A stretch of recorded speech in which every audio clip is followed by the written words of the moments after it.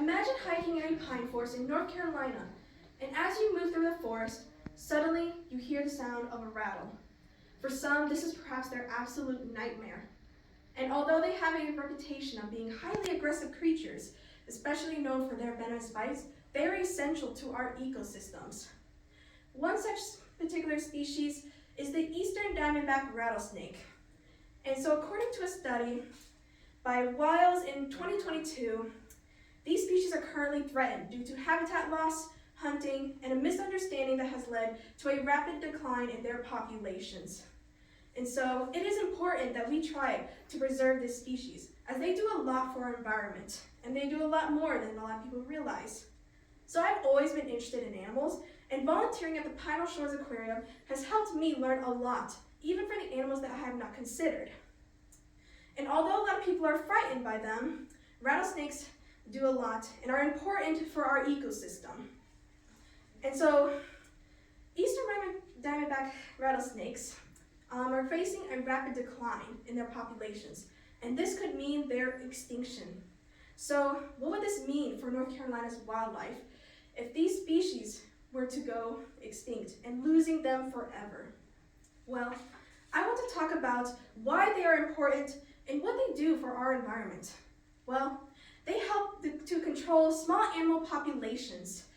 And a study published in Pathogen shows that small animals like rodents have a high chance carrying ticks and infectious diseases. And so a rattlesnake's diet helps to keep their populations in check.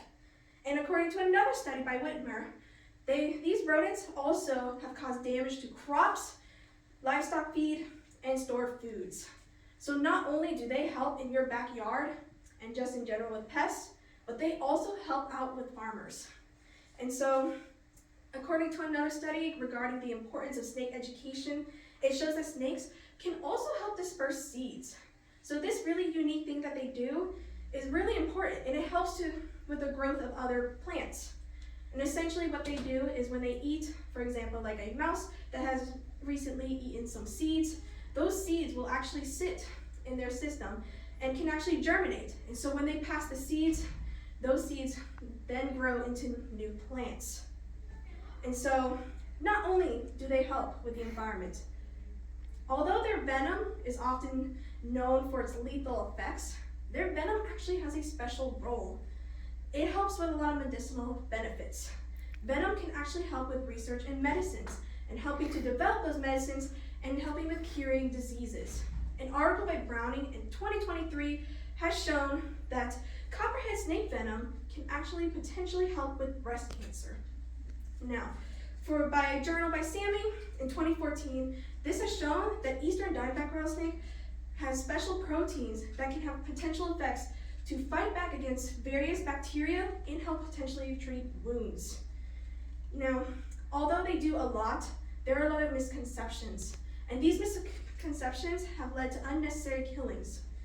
And so one in particular is that they are highly aggressive and will chase people. This statement is false. In fact, snakes are actually very shy, and they would much rather hide and flee from a situation. According to an article by Polly on misplaced fears, around 7,000 to 8,000 people are bitten each year in the US. And although this sounds like a lot, when you compare it to the whole population of the US, this is actually really small. And it is even smaller with the deaths that are caused by it. You are actually more likely to die due to lightning strikes and by dog attacks. And a lot of the reasons why bites even happen are often due to direct interactions, as people sometimes will try to handle the snakes on their own or just in general harass them. So what can we do to protect these species and to prevent their extinction? Well, one of the ways that we can do it is by implementing more education programs. And this will allow to help inform others and educating them how to avoid these snakes and how to go about a situation when encountering one. So for example, the aquarium, supporting your local organizations like zoos and aquariums is a great way to start and helping with their species. So in the aquarium, they have a lot of different programs that tell about how to handle the situation and also just teach some general facts about these snakes. And sometimes they also will allow some guests to even handle much more harmless snakes. And according to a study, it has been shown that a lot of field trips, or students that go on field trips to visit these places, often have a much higher interest and also are a lot more informed about these species. So I would definitely recommend just taking some time and maybe visiting these organizations and really get to know about some of these animals. It can really change your perspective. Another thing that we can do is protecting their habitat. One of the biggest things that has been threatening these species is habitat loss. And so typically their habitat ranges in the coastal plains of North Carolina in the longleaf pines. And they prefer open canopy. And so, according to a study published in Herpetological Conservation of Biology.